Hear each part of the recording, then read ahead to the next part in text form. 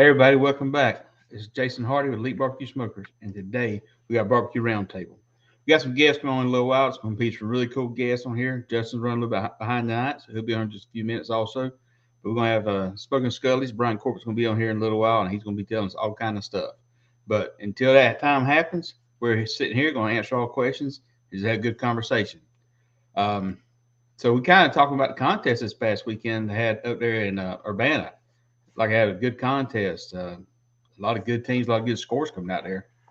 Um, and if anybody's on the Facebook page, Jason Hardy, we're not able to show up comments in here. StreamYard's telling me they're not showing up. So either go check it out on YouTube or go to EliteBBQ Smokers Facebook page.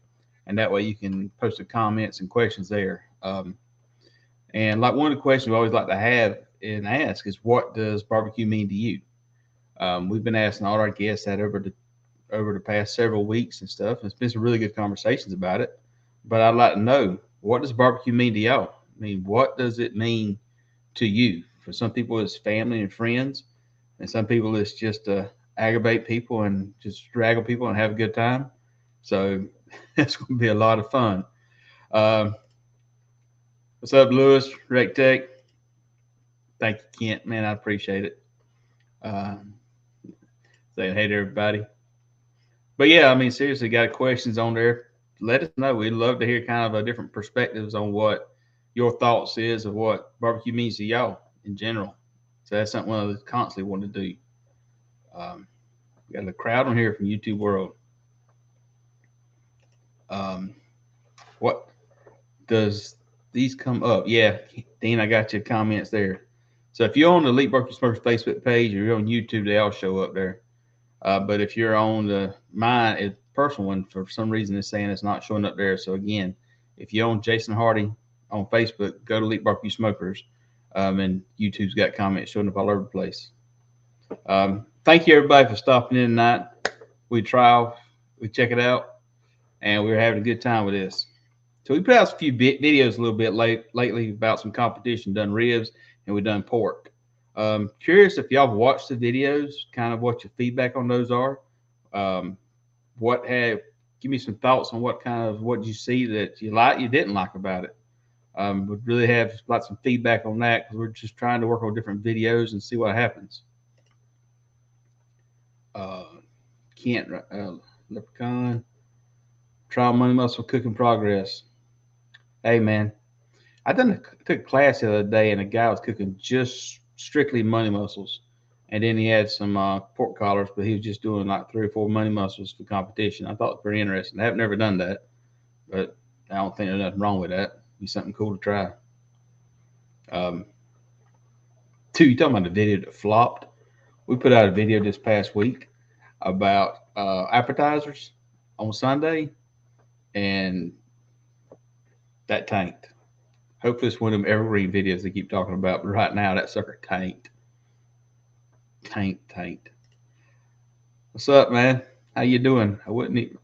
Everybody said I can't speak English very well, so I would try to say your name, but I'm scared I'd probably mess it up. Toot.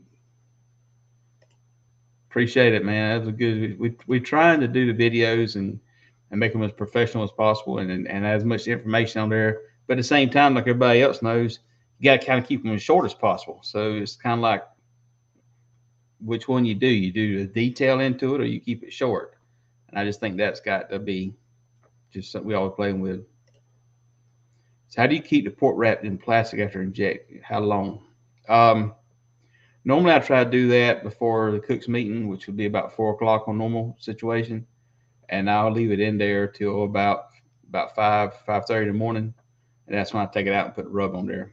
I have done the rub at midnight, like before I go to bed.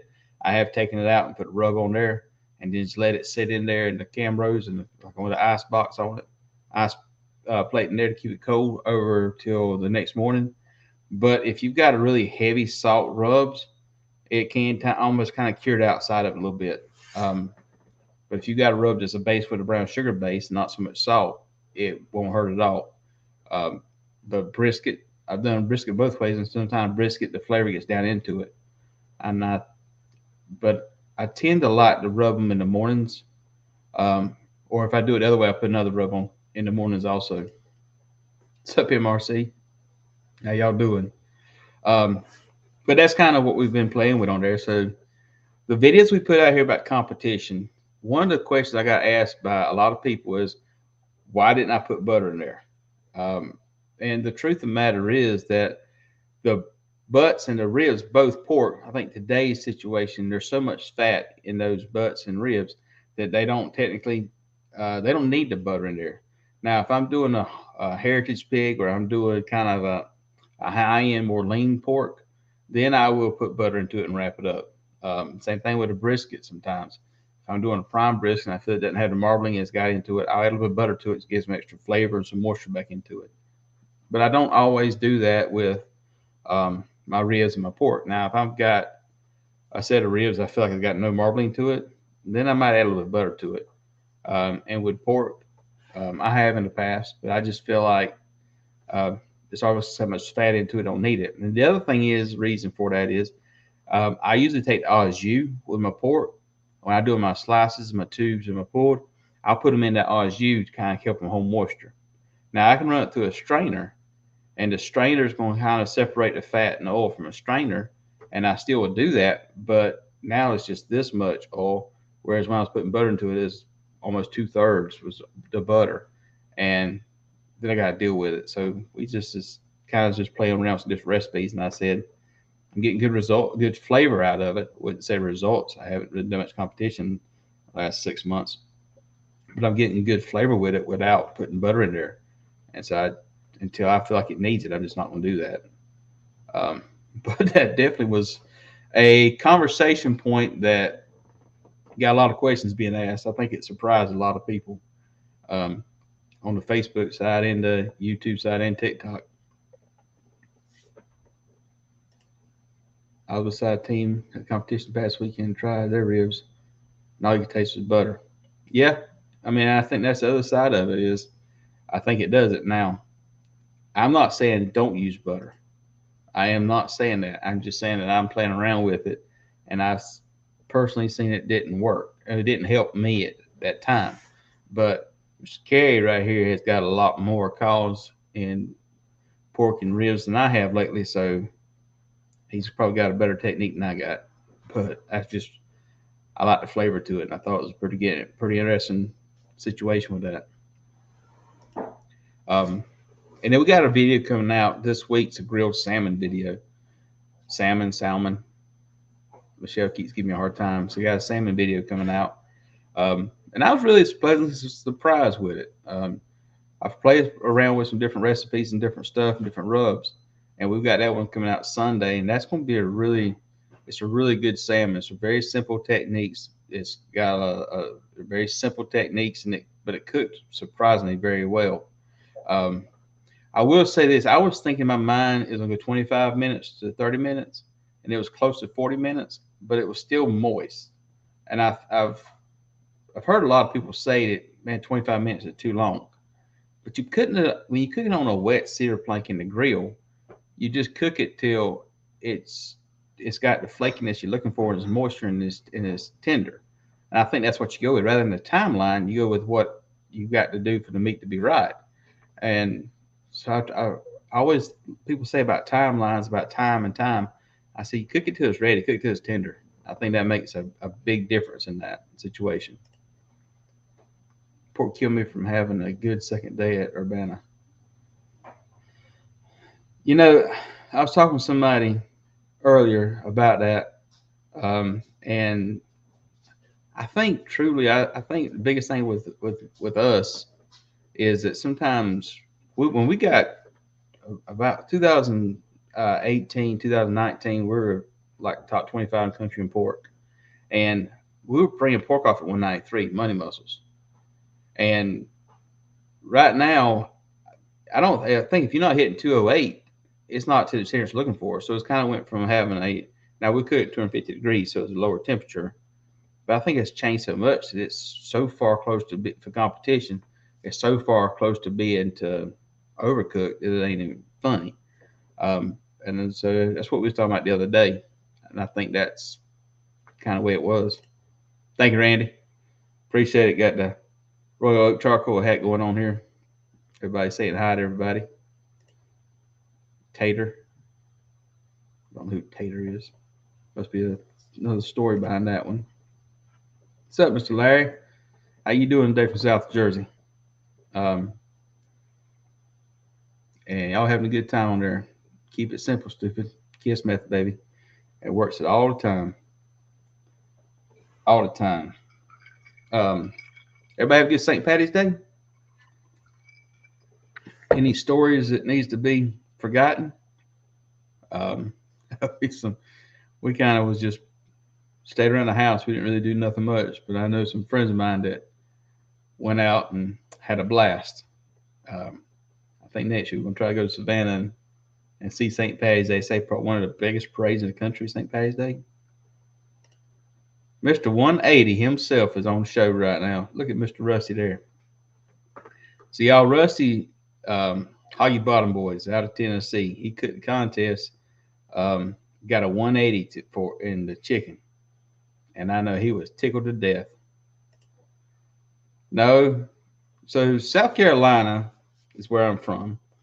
And so we got the Georgia's got their points chase. You got North Carolina on up the coast has got the MAVA, it's got their points chase. In South Carolina, it's kind of like the redheaded stepchild that nobody wants into the points chase. So all of the guys here has got to go to different parts of the area and cook. And I don't cook much north of North Carolina too much. And so we're not into MAVA. I'm into the Georgia Barbecue Championship. We do those competitions on KCBS and stuff. I come up in the SCBA, South Carolina Barbecue Association, and done some SBN, Southern Barbecue Networks. And we'll probably do a few more of them in a couple of years. But no, that's not we aren't part of MAVA right now, but it's a great group of people. I know everybody in it. Shrimp tacos. Randy, I've seen it, but I had to get into this, but that was pretty cool. I seen the picture of it. I bet it was a good shrimp tacos. What's up? They are playing my song. They are playing my song. I need kind of more information on that one. But I know Rusty got at 180. He was top of the world here. Don't sleep on that West Coast shake, CJ. Knuckle Steve nailed that one. Yeah, I think talking about his tacos. That's pretty cool. What's up, Drunken Chef? How you doing tonight? On the other side of the world here. Chicken I cook by timeline, not really temp. Got a second one on Friday nights. Oh man, turn this thing off. Chicken I cook by timeline, not temp. I got second one on Friday night, Saturday for the perfect 180. First on Sunday, you got another one first.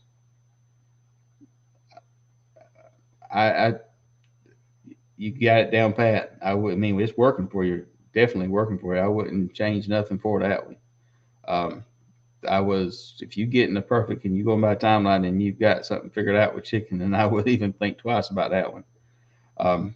That's consistency too, and that's a big deal right there. So I've tried that, and I just don't know. I just haven't got to. I'm willing to take that, willing to trust it. So I'm always probing for feel and for temperature. Oh yeah, that was Rusty. So Rusty, what he's talking about here is Rusty. From the story I heard is Rusty's at the awards, and they got down to the top 2 or 3 or whatever, and he's kind of like, well, I'm kind of not going to get the call, kind of rejected and stuff here. And all of a sudden, they called first place with a 180, and they play a song at that contest, and that was up there in outside Nashville. And Rusty looked at Kerry and said, "That's my song." Kerry's like, "You better get up there." And so then Rusty went up there and got his 180 trophy and stuff here, and I heard he was to the world. Yeah, this is barbecue comp week for me too. So we've got to start prepping foods. I got pork and ribs. Brisket I got to trim up tonight. I'm going to do that here probably. I get off of here, trim some meat up and get ready to go and start making injections and stuff. It's a whole process of just going through competition. That was just That's a lot of fun doing it. But it's definitely a lot of steps. It's pretty crazy. What's up, Mr. Richard? Everybody saying hey to everybody. Got some of that rub. Carrie's sitting next to me when they played Man of Constant Sorrow. I grabbed his arm and said, they're playing a song. That's pretty cool. I'm gonna say my favorite season right now. I really like the Heath Riles competition blend. I think it's got a really good balanced flavor to it. The garlic jalapeno he's got is gonna give some really good flavor to that. Barbacoa, that rub he sent, is a really good rub that I think is gonna be it's got a little spice to it. It's a really good rub to it. I think it's gonna be done good. It's really good if you take that rub and run it through a coffee grinder and make it a fine powder. It's one I'm gonna play around with a little bit of a finish and dust, but I think it's got a good balance of different flavors to it and get a little bit of heat to it. So that barbacoa rub's got some really good rubs and stuff here. For cooking around here, I do a lot of Recteq and pellet smokers. I do 1250 and 380s, and I do competitions. I'll pull a 1250 with me, but I'm also cooking on the gateway drums. That's what I'm doing with that. And I love my stick burner, but she's a beast of a thing to haul around. So I just use it here at the house. But if I could cook a brisket like I wanted to, and it would be I would love to carry a stick burner, but it's just too big to be on there. Brian's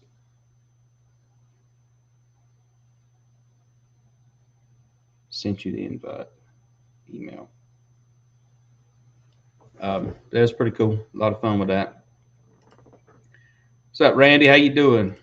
It was cool stuff.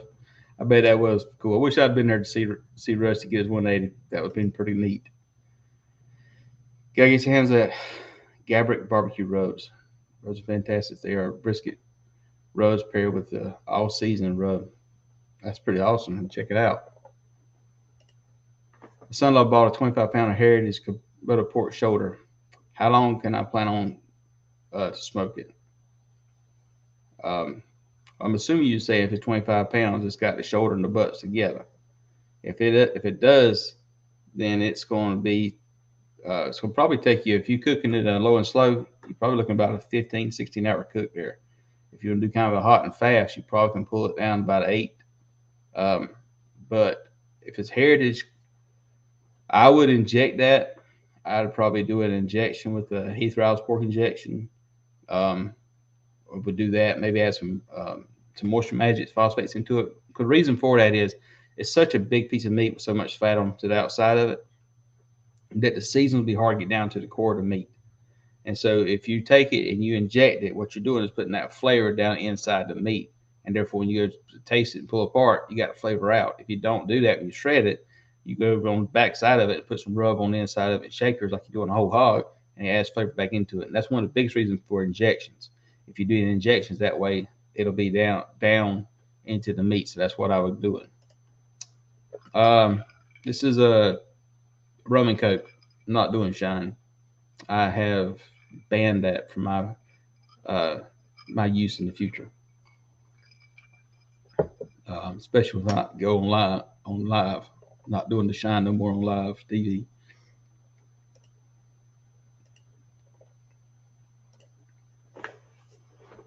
Man, I tell you, that 1250 is a great one. I love that thing.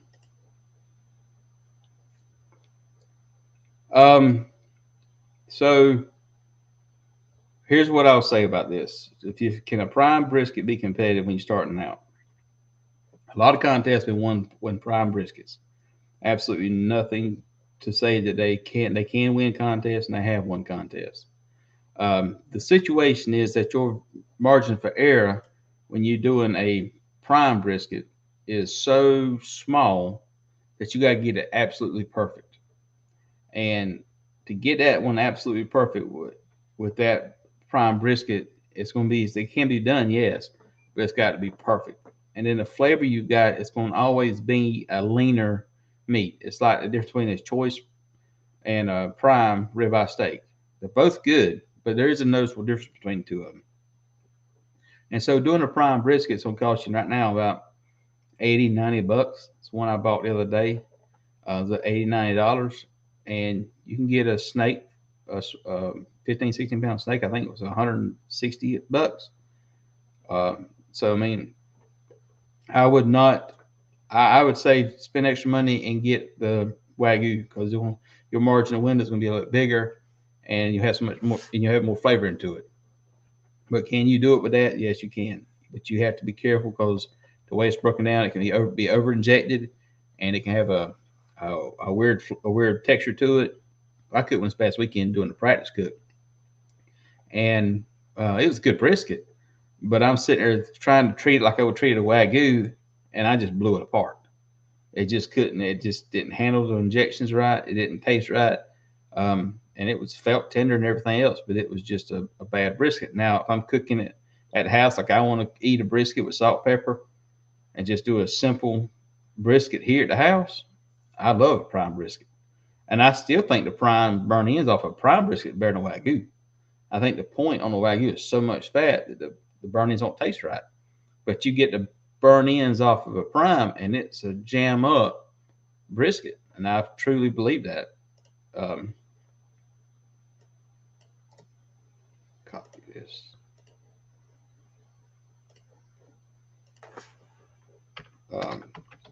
Send this to Brian Corbett.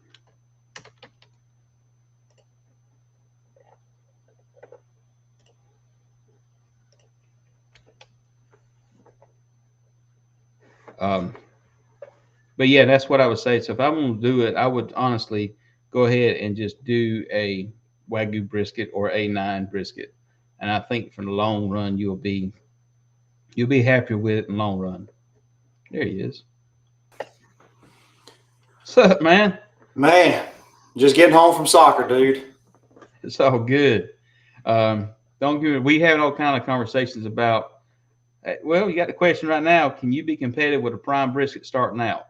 Somebody's asking that question. And yes, you can if it's cooked right. It can be, but like we were saying, maybe you'll back this up or not ever. Your window for error is really small with a prime brisket, whereas you get a Wagyu brisket or A9, you got a little bit bigger window for error. Would you agree with that? Yeah, I mean, the biggest difference is the marbling. The fat content. The fat content is what helps you have moisture, what helps you with tenderness. It keeps the internal muscular fibers basted, if you will. But you could absolutely compete with a prime brisket and do well. You just got to, I mean, if you're going to learn to cook primes. You can't go from Wagyu to prime to choice to Wagyu to a prime. Whatever you cook with, I think you need to stick with for the most part. It's difficult to go from one to the other week in and week out. If you're changing grades, if you're changing brands, meat purveyors, that kind of thing. Find what you can stick with. Find what you can cook consistently and stick with it. Yeah, and something else. I mean, you were talking about earlier. You don't have to buy the 22 pounds of St. Horn briskets. You don't have to go out there and buy those huge briskets to learn to cook on them. Now, they will cook a little bit different, but the flavors will still be the same between a 15-pound brisket and a 20-pound brisket. Would you agree with that? Oh, the flavor will be the same, yeah. Mm-hmm. So when you're going for rubs, you're going for different stuff, you can definitely start dialing that in without spending to getting the bigger briskets. And if you get consistent at it, you don't have to even take that big brisket to competition. You can cook a 15, 16-pound brisket and not have no worries about it. That's right. So you can make it. We can make it complicated if we want to, but can it be done? Yes. But if your window of error is going to be so tight that I would go ahead and try St. River Farm briskets, who I'll go with. That sounds like a good deal. We got 10 shoulders for Veterans Day event. Thank you for helping out the veterans. That's a great deal. We need to do more of that and stuff. Kind of catching up some comments right here.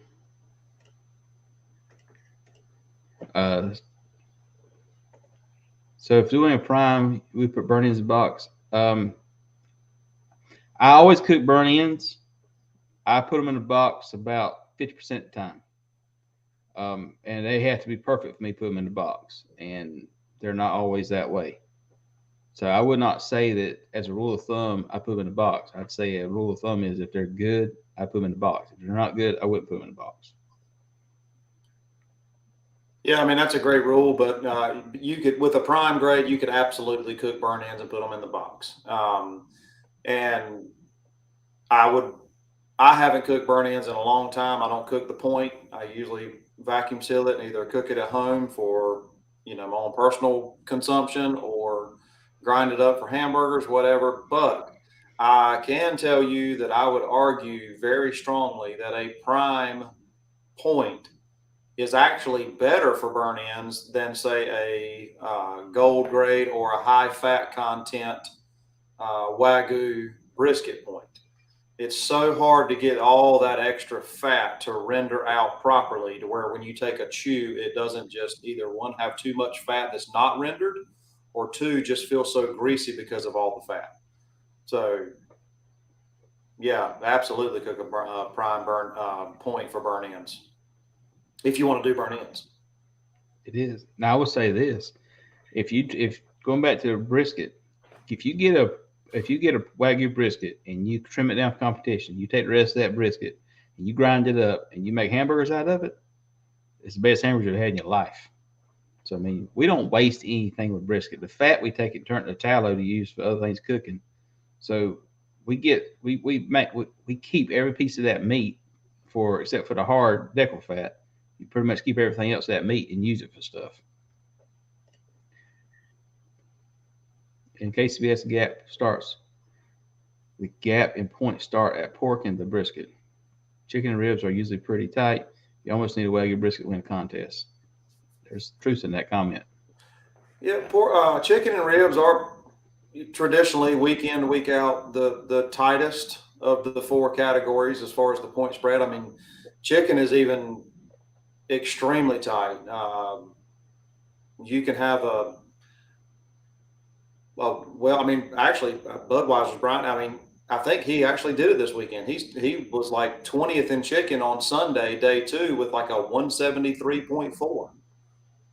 I mean, all that means is that you cook really good freaking chicken, and you cook the same really good freaking chicken next time out. That's what that means, And I mean, a 173.4, you're 6.6 points away from a perfect score, and that could be the difference in a table. It could be the difference in, one different judge maybe at that table on either side. I mean, I certainly wouldn't change anything, but he's right. I mean, chicken and ribs, and why? In my opinion, is because everybody cooks chicken and ribs at home way more than they cook pork or brisket, because you can cook chicken and ribs faster. It's also cheaper a lot of times than pork, and certainly a Wagyu brisket. I do agree you almost need a Wagyu brisket to win a comp, but I think you could definitely cook a prime brisket and hold your own for sure if you cook it correctly. The whole goal is cooking it correctly, getting the tenderness right. And I think the other thing about those stuff is usually the judges are hungry because they're not eating in preparation to judging contest. And so chicken, they're hungry, and ribs, they're probably still hungry. And by the time they hit the brisket, they ain't hungry no more. So, I would say SPG is probably cooking a brisket at home. I would do an SPG brisket pretty much about 90% of the time. I like the flavor to it, and I think we do good with it competition. I just think that we don't try it because we don't want to be that wild card out there doing it. But if I'm cooking a brisket at home, it's going to be SPG brisket. How about you? Well, I mean, if I'm going to cook, I'm not a massive brisket eating fan. And it's probably because by the time at a contest, because a lot of times I cook by myself. I don't usually have anybody there helping me most of the time nowadays. But so by the time I get to brisket, I'm just like, one, I'm full. 2, I'm tired of it. And I just take a bite and I go, yep, that's what I wanted it to be, or oh my God, let me do something to it or whatever. But I don't cook briskets at home that often. If I cook briskets at home, it's usually for a party or a special event or something like that. But I mean, so with that being said, when I do cook one at home, I'm typically running a practice, because if I'm gonna cook it, I'm gonna take the time to do what I want to do in a contest, or if there's maybe a different injection I want to try, or or something like that, I might try that. If I'm gonna cook it at home, then I'm probably gonna play around, if you will, with a brisket.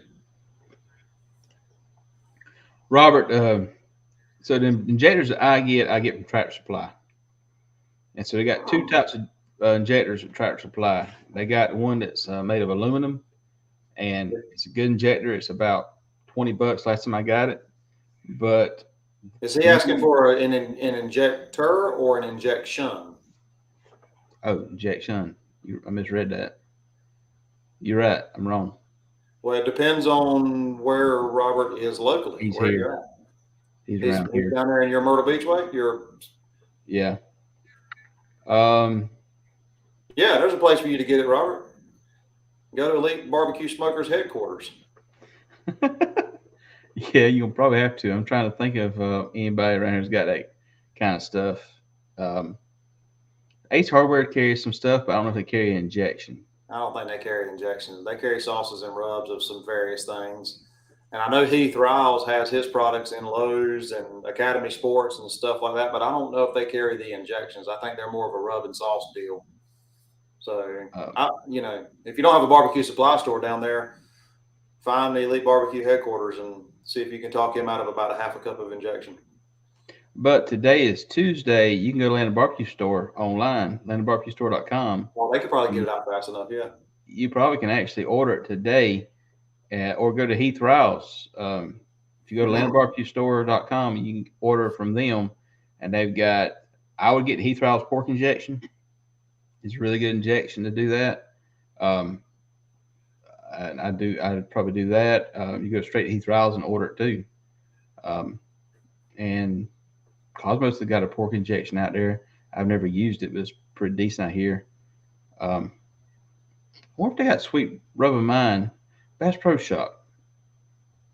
I think Bass Pro Shop's got injections. I think they took all of they got the sweet rub of mine, but I don't think they have the sweet brine of mine. Yeah. But I go to LandonBBQStore.com, and you can pretty much get it in about 2 days. So you should be able to get it in time. So I would do that. They're super quick. Yeah. Ellen's a really good person. So you got MRC. Congratulations on this weekend.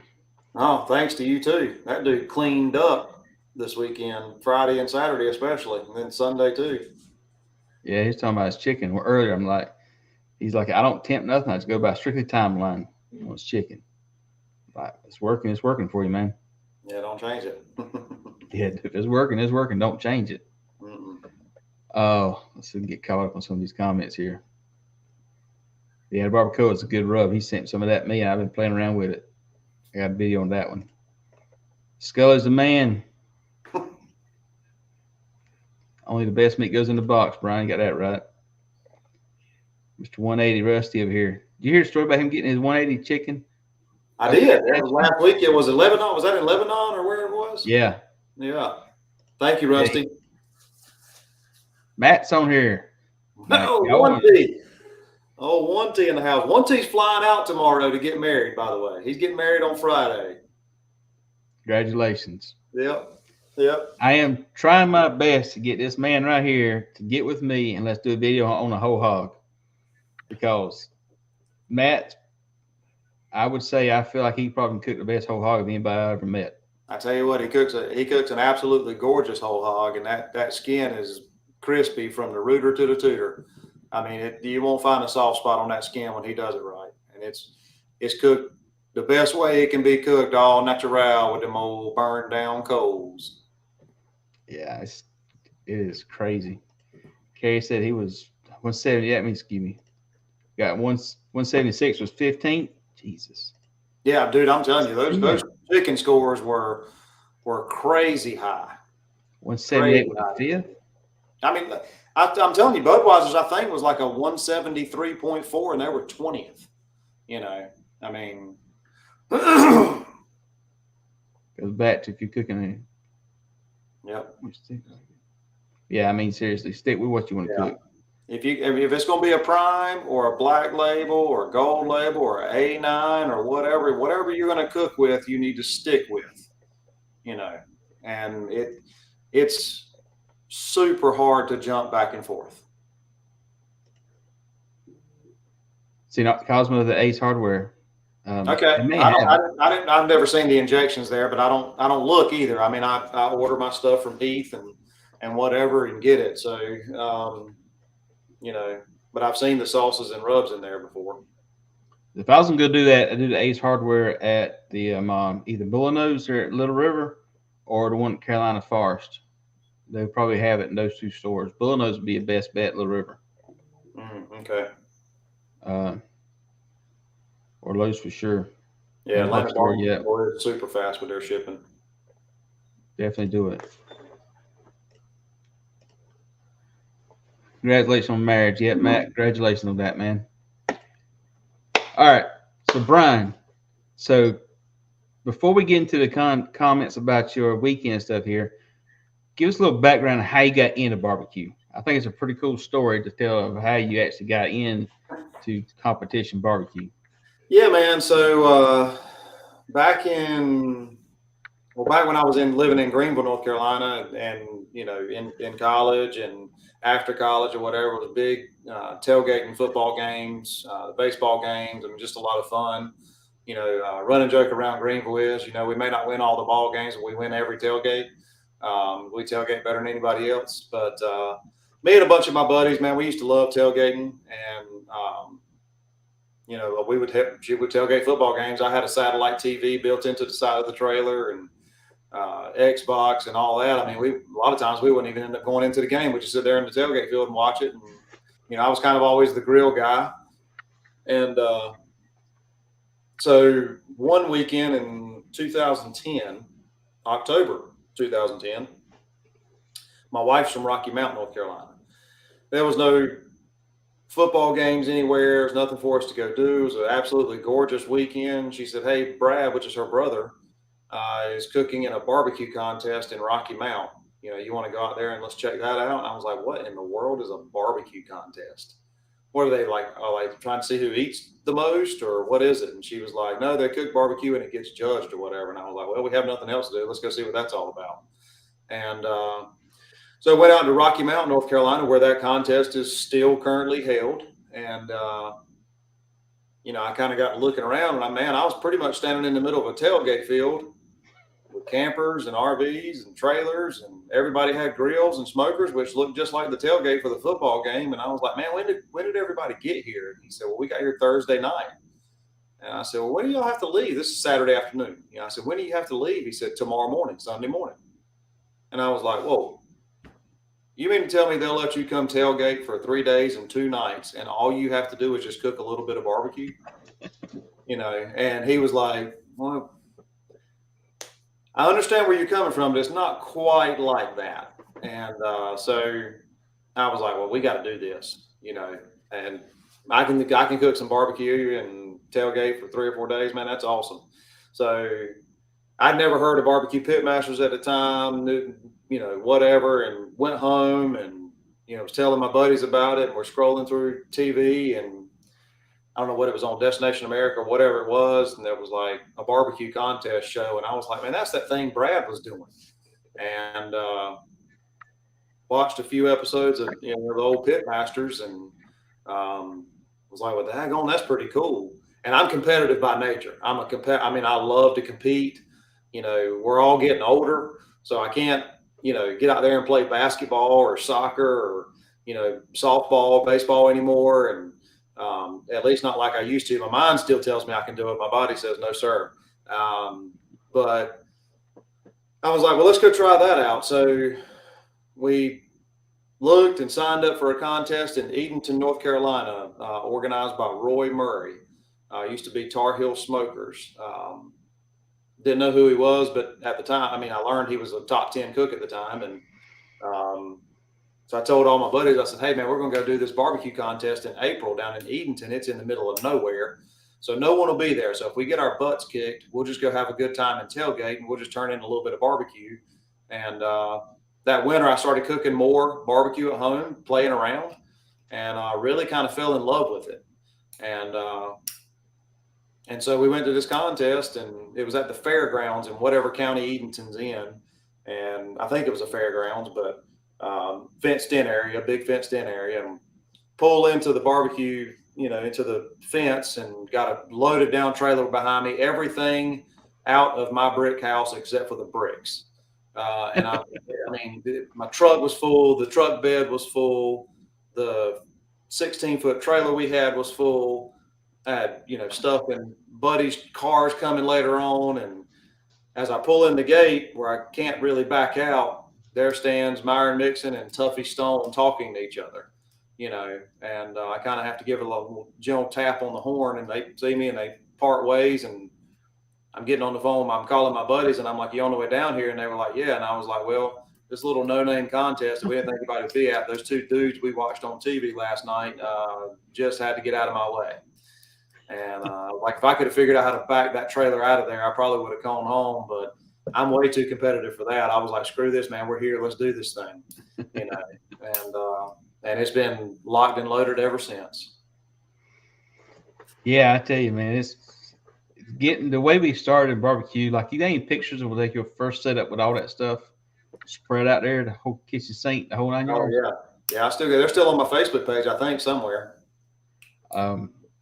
I know when we first started, it was the same thing. We carry everything else in the world. And you said something to me last year, and you like, if it can't fit in that box, I don't need it. That's right. And I think you had like I've got a little tote, and that's how I can tell. And I can usually look at my scores, and I can look at that tote. And if my scores have gone down, that tote will be jam-packed full. Because that means I'm bringing some new rubs and trying them out. I'm bringing some new sauces and maybe playing with them, and when I'm cooking well and scoring well, I've got that tub, and what I need will fit in it. And I usually have a little bit of room to play with. Because I am the world's worst, man. If somebody comes and gives me a new rub, I can put it up in the cabinet and say, I'm not going to touch it in the camper all I want to, but it drives me crazy. I'm like, well, I'll try one rack of ribs with that rub. I bet that would be good on ribs, Well, hey, got to experiment with something other, but yeah. And I think for me, I mean, you see my note sheets. I go into a competition, and I've got every step of my process is down. My results don't show the details I come out there, but at least I have a plan. And then we got this other friend of ours here. Too, by the way. Do I now? Your plan is detailed. Yeah, it's detailed. It's a lot detailed. It's probably too detailed, but it's just that's the way my brain works. I need to put bullet points. Then I asked a friend of ours over here that can win a contest. I'm like, what'd you use? He looks around funny. He's like, I'm not sure what I use this weekend. I'm like, and he still wins. I'm like, you got to be kidding me, man. Oh, boy. Oh, Lucky. Yeah, Lucky. Golden horseshoe, that's for sure. God bless him, though. Great guy. Oh, I love him. I love him. Yeah. We're talking about Smoke Central, by the way. Yeah. That's who we give him a hard time to. And he knows we give him a hard time. We say it to him all the time. Best place to win at 180 is on the back porch. Yep. Mm-hmm. Yeah, I've not tried Marble Ridge Farm stuff yet. I haven't either. I haven't tried that. I seen something the other day on them, but I haven't tried them. I know you got good products and stuff here. New rub chicken that was my work didn't help pork. Yeah, I can see that. I didn't try any Smoking Hogs rub. I'm gonna have to shoot him a message, be like, "What's up, man? Give me something." Yeah, you gonna pass out rub? Pass it to all of us. So this past weekend, well, let's back up a minute here, and so you've had 3 really strong competitions back to back. 3? Yeah. You mean like Iron Station a couple weeks ago? Yeah, Iron Station and a double. So you've had 3 contests back to back to back, and you've been consistently. And tell us a little bit about the Iron Station, because that was really the first one going into the year, correct? That was that was my first cook in 4 months. I was since Shelby barbecue extravaganza in the last weekend of October. Iron Station was my next cook. I didn't even. It was my last cook. 4 month break. So you went to Iron Station. I wasn't there. I was down at Recteq teaching class. But from what I heard is you went down there and borrowed a smoker and cooked on the smoker and got a RGC. I finished third overall. Motley Crew bent us all over the barrel and gave us a good spanking, and with a 708 or 6 or something, and Alan Clem with Under the Radar, who's one of the more consistent people out there. He finished reserve with a 704, 3 or 4, and I was third with a 702. Yeah, that's weekend 700. Now, for y'all that do not know this, so when we say 180, so 180 is a perfect individual category. So when you get all nines across 5 judges, that adds up to be basically 180. We got appearance, taste, and texture. So it adds up to be 180. So that's a perfect score in the category. We got 4 categories. So the perfect score for contest is 720, which I don't think's been given but 2 or 3 times. I think Darren Worth's the last one to get it, to my knowledge, which is another gentleman that's super good cook. But when we get to the 700 mark, you've had a really good cook, really good, very successful cook, and you've been consistent. And so Brian's gotten 3 700s in a row, and that's why I'm saying he's Mr. Consistent, because I don't know if anybody's ever done that, have they? Oh, I'm sure somebody has. What if you just broke a record? You don't even know it. That would be cool. That would be cool. We need to find this out. I think you've broken a record. You didn't know it. To be sure, somebody's done it. That'd be kind of wild. And so when you went into this weekend down in Urbana, so kind of tell us the process about the contest. I hadn't heard the stories from this contest. So they had 1 meet on Friday night. Yeah, so Friday night at Urbana, it was like 2.5 contest. Friday night they did a 1 meat chicken, a 1 meat rib, and then they also did the turkey. I didn't do turkey Friday night. I did chicken and ribs. So we got there late Thursday night. Had a tire blowout. Got there at 11:15. Got set up in our spot. Turned the water on. Hooked up to the trailer.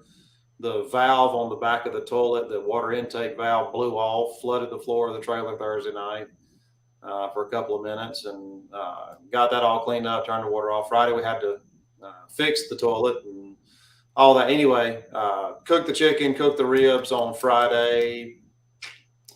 Finished 13th, I think, in chicken on Friday night. My chicken only brined for like an hour tops. Normally it's a little longer than that. And I finished 6th in ribs, I think it was Friday night. Yeah, ribs are pretty good. Finished 6th in ribs. And then came back and got ready for Saturday. So you had a tire issue on the way down there too. I had a blowout on I-95, 35 miles from the house. And at that point, I realized I do have a spare. It's just at home. Oh, seriously? Yeah.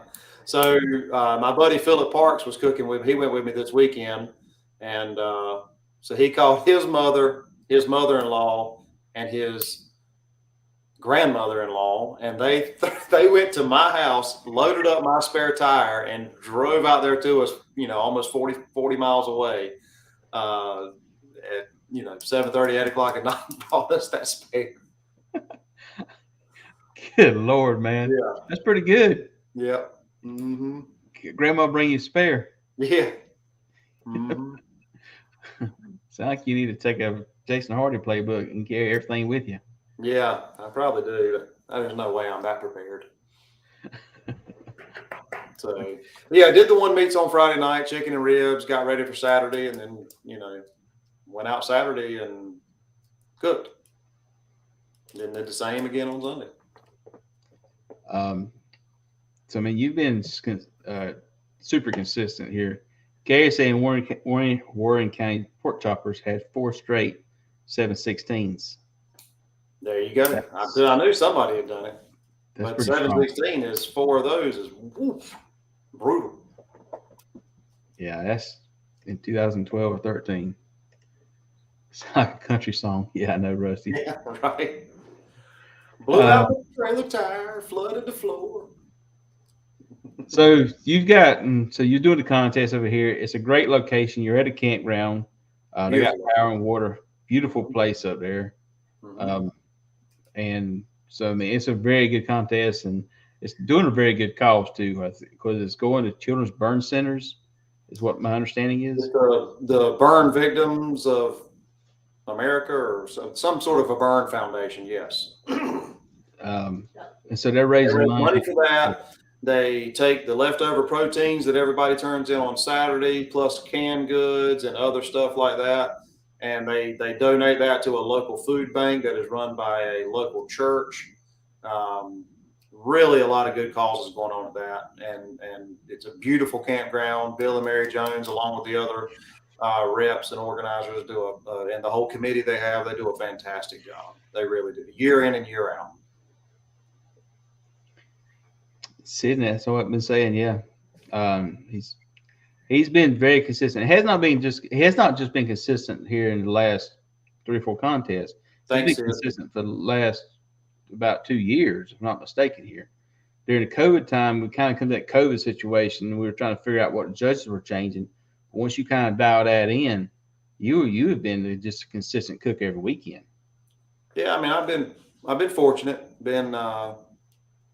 Try to be consistent. Sometimes I am, sometimes I'm not. And I mean, Sid is certainly one to be talking about consistency. I mean, that dude travels state to state to state and seems to be very consistent too. So coming from a guy like Sid, and thank you. I appreciate that. But yeah, the last couple of years has been good to me. I really tried to dial it in. I lost focus there for a couple of years and was just cooking to cook, and kind of got refocused and dialed a few things in, and have just tried to maintain that best I can. And if he's cooking in Myrtle Beach, it's called Scully Beach. I missed the Myrtle Beach contest. How many you won? What, 3 Myrtle Beach contests? Yeah, won 3, finished. No, I didn't reserve one. I finished 3rd. I almost reserved the 2nd Pirate Land one. Yeah. Yeah. He's won more KCBS contests on the beach down here than anybody else I know of. I like the salt air, man. Yeah, he must, because it's Scully Beach down here. When you cook in Myrtle Beach, you play for second place. Put us together another one. Oh, I'm trying. I'm trying to. I had to take a little bit of break from putting together contests. We went hard there for a while. Yeah, a lot of contests, and they're a lot of fun and stuff. And that's another story for another time. But that's a lot on everybody. Yeah, and we had to have a good team behind it, and we tried to do too much, and it is what it is. But man, I've always said this is a hobby. When it turns into work and I'm not having fun anymore, it's time to get out. And I commend these guys that want to get out there, 30, 40 times a year. It's just not for me. And I don't want it to be burdensome. I got a job. I don't want another one. And I get out there enough. I'm 10 to 12-ish times a year, which is a lot for a lot of teams, but it's also a lot less for a lot of teams. But it's enough for me to get out there and do what I want to do and have the fun I want to have. And, I see the people I want to see and meet new people, and it's a lot of fun, man. To get out there and do that. It's a break away from what our day-to-day realities are for a lot of us. And, I've made friends that I never would have made before in my life. For barbecue, I made memories with my family, my wife and my son, that we've been to play. My son's been to a Willie Nelson concert. I mean, how many kids his age can say that? And, I don't know. I love it. But I don't want to do 40 contests a year. Good on the ones that do, but it's just not for me. No, and I think we both ran hard there during the COVID years. Well, there wasn't anything else to do, Jason. I know there wasn't nothing else to do. I mean, we were putting together contests and we was out there cooking contests. But you look back at it, you're like, dude. Now the thing about the COVID contest is we've probably done 25, 30 contests those years, but they were all within a traveling distance we can manage. Oh, they were very manageable. Yeah. Yeah. We weren't driving 8, 9, 10 hours to go to a contest. Yeah. And that's with both of us. I mean, I live pretty close to the coast. You don't live far from the coast. Right. And like I tell everybody, our circle is just half of it salt water. We can't cook out there. Mm-hmm. So it's not like we can just decide to go east for 2 hours to a contest. We don't have that option. So we basically cast this net and we're doing a half circle. And for us to do more contests, we're going to go 8, 10 hours. And that's fine if you've got, with like me and my wife has enjoyed doing it together, it's fine.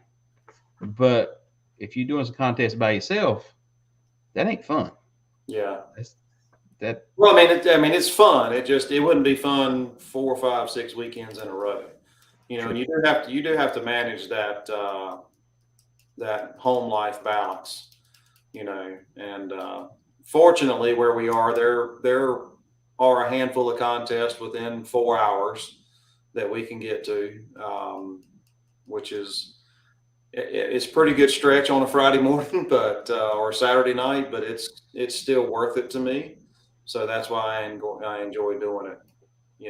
But you and I are further east than a lot of teams, and so wherever we go, we have to drive a lot.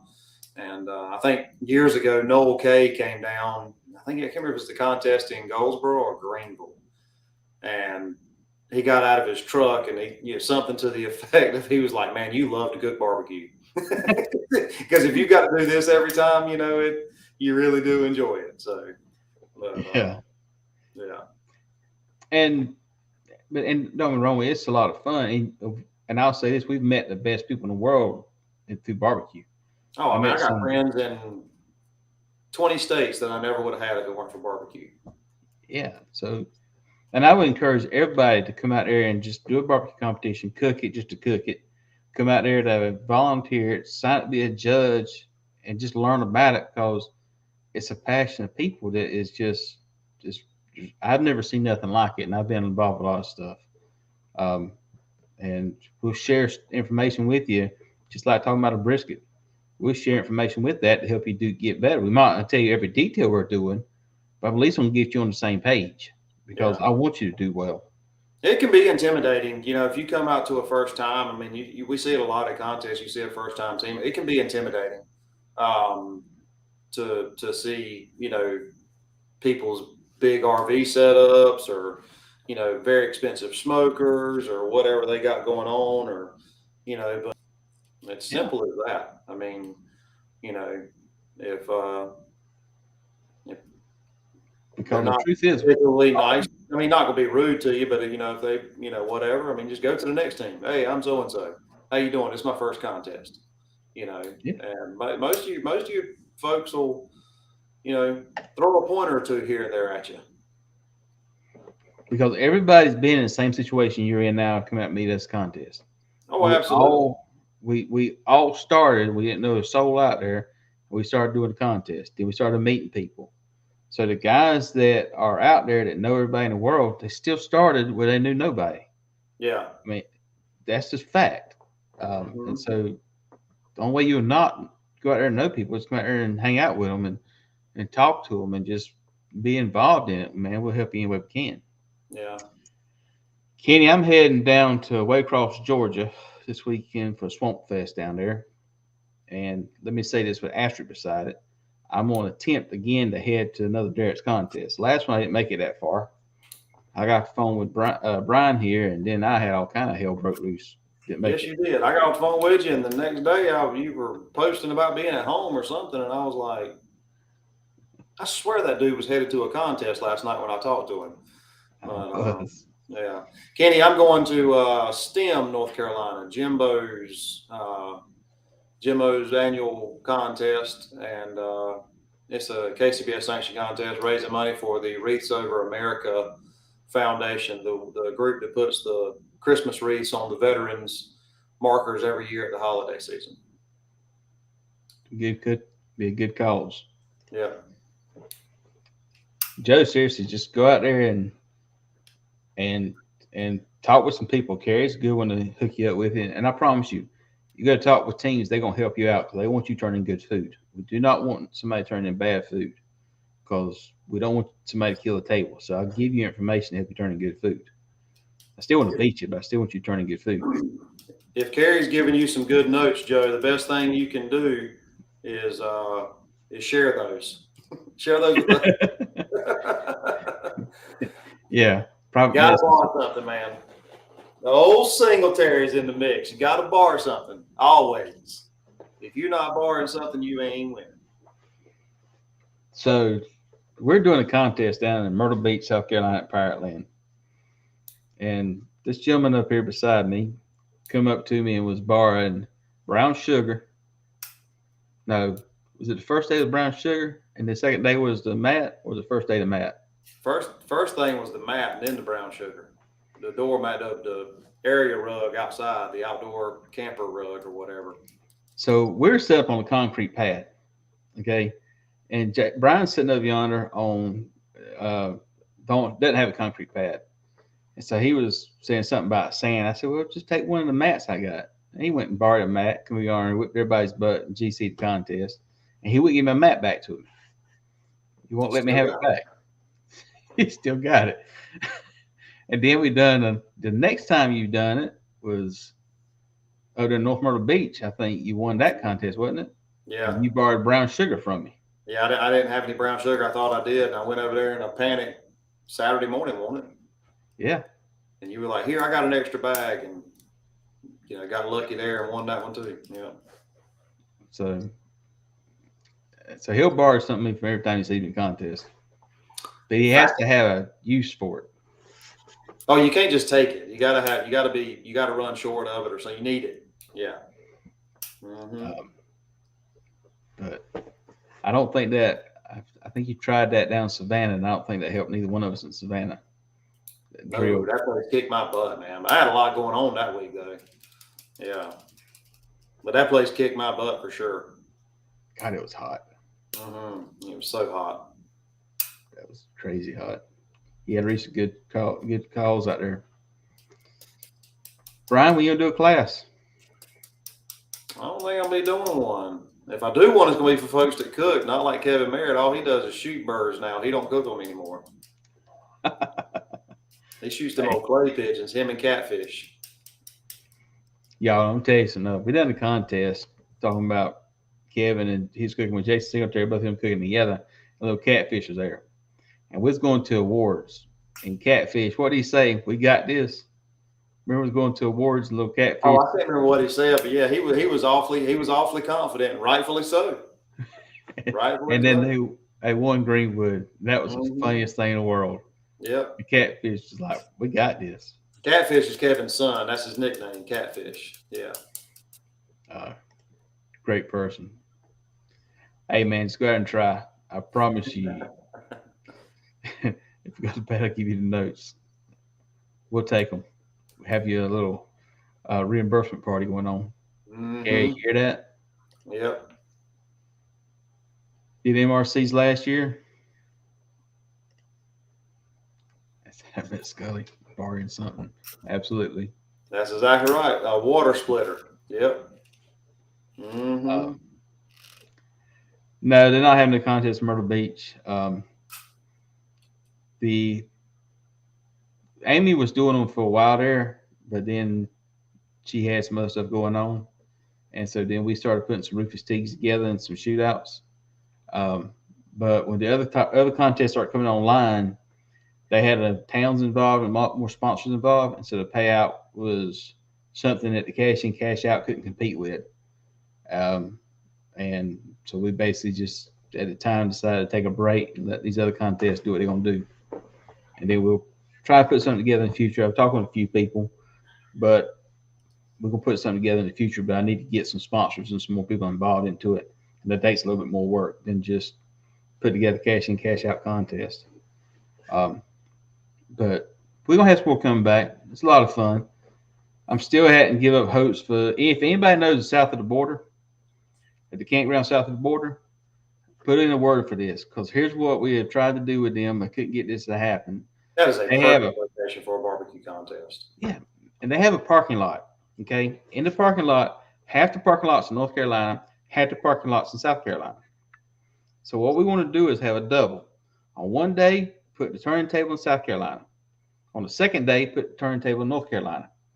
So we have a double state, double sanction contest at the same location, same weekend. So cooking with Pedro, yeah, that'd be awesome. But if anybody knows anybody south of the border, put a word in for it. Please do that, because that would be one of the best locations for that. It's got a nice little campground, from what I understand. It's got a decent little campground, and I mean they got a couple of parking lots even that are just massive. But you talk about easy in and out. I mean that would just, I mean location wise, it would be a great little location for just ease of these rigs in and out of there. And so yeah, it would be a great one. A lot of teams can get to it very easily. But that needs to start doing the Bucky series across the country. Bucky's campground. Their parking lot stays too full. Yeah, I know. It's crazy. Anyhow, I know you got things to do. We got to start getting ready for contests. So we're going to probably call it a night. But again, appreciate you coming on the show. You got any sponsors you want to talk out and holler at?